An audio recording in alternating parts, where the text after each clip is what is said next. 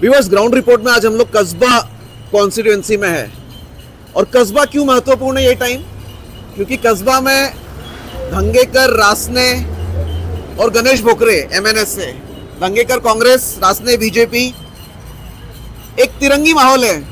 लेकिन ग्राउंड पर लोग क्या बोल रहे हैं वो जानने की कोशिश करते हैं। तो काका, काय नाव आपलं? अशोक चौगुले. अशोक चौगुले. तुम्ही याच एरियात राहतात? हो. बरं, तुम्हाला काय वाटतं यावेळी काय दिसतंय तुम्हाला? आता रिसेंटली 23 मध्ये बाय इलेक्शन झालेलं आहे. हो. आणि तेव्हा दंगेकर आले होते. मग यावेळी कोणाचं पारडं तुम्हाला जड वाटतंय किंवा मजबूत? दंगेकर यायला पाहिजे, पण जरा अवघड आहे. अवघड आहे. आणि किती अवघड आहे? साधन आहे, 2 बंडखोर उभे राहिले त्याने, त्यामुळे अवघड आहे. तुमची इच्छा कोणाची, म्हणजे कोण यायला पाहिजे?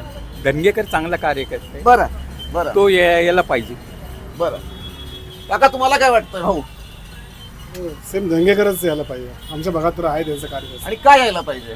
रासने का नाही, किंवा गणेश भोकरे का नाही, किंवा अजून कोणीतरी तिसरं चौथं का नाही? दंगेकरांचं काम आहे आपल्या इथे पहिल्यापासून. काम चांगलं आहे. हो. बरं बरं. वोटिंग करतो भाऊ? वोटिंग करतो? नाही, अजून केली नाही. ठीक आहे. याच एरियात राहतो? नाही नाही, मी संभाजीनगरचा. या एरियाचं नॉलेज नाही मग. ठीक आहे, पुढं या. इलेक्शनच्या अँगलनी काय वाटतंय? कोणाचं पारडं जड आहे, किंवा इथे इकडचे जे काय मुद्दे आहे आणि कोण चांगलं काम करतंय? मी इथं नाहीच मतदान करायला. तरी तुमची दुकान येते, तुम्हाला इकडचं नॉलेज आहे. काम चांगलं कोण करतंय? काम करत दंगेकर चांगले काढतात. इतर जास्त दंगेकर चांगलं काम करताय. रासने, गणेश नाही जास्त कसं आमचं जास्त इथे यांची गंमत. बरं बरं बरं.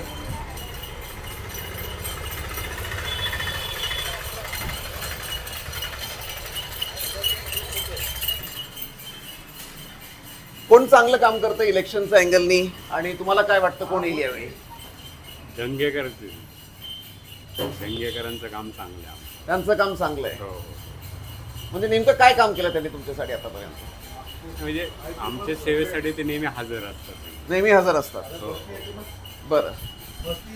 So viewers, majority of the public यहाँ पर ये मान रही है कि रविंद्र दंगेकर का होल्ड यहाँ पे कस्बा कॉन्स्टिट्यूएंसी में स्ट्रॉन्ग है.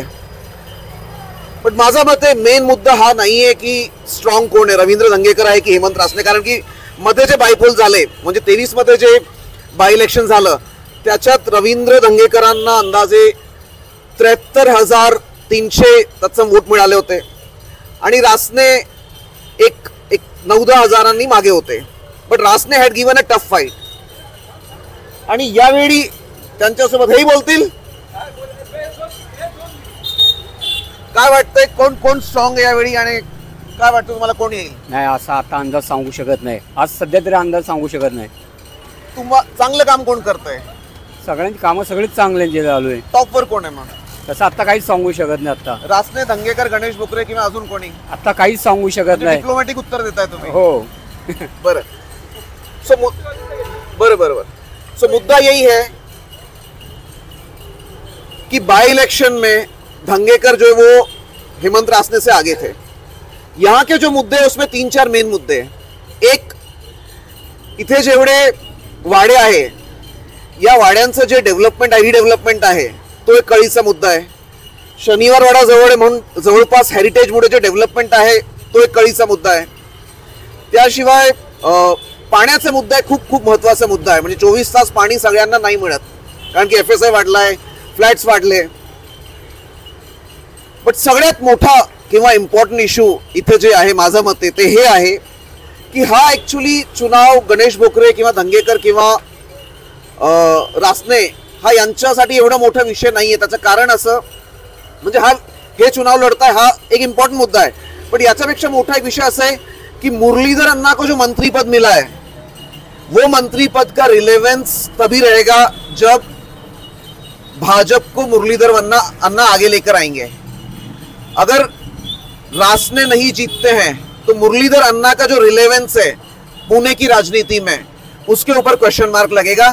इसके लिए भाजपा पूरा ट्राई कर रही है. But at the same time Dheeraj Ghate beach में 1-2 दिन नॉट रीचेबल हो गए थे क्योंकि धीरज घाटे एक्सपेक्ट कर रहे थे।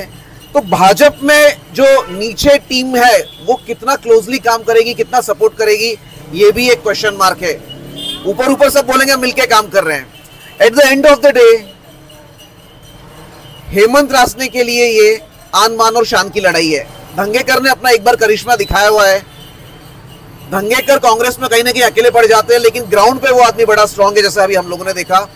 तो धंगेकर एक प्रूव किया हुआ खिलाड़ी है, लेकिन हेमंत रासने को अगर सेकंड टाइम में अगर वो अपने आप को प्रूव नहीं कर पाते तो आगे कोई फिर उनके ऊपर दाव नहीं लगाएगा।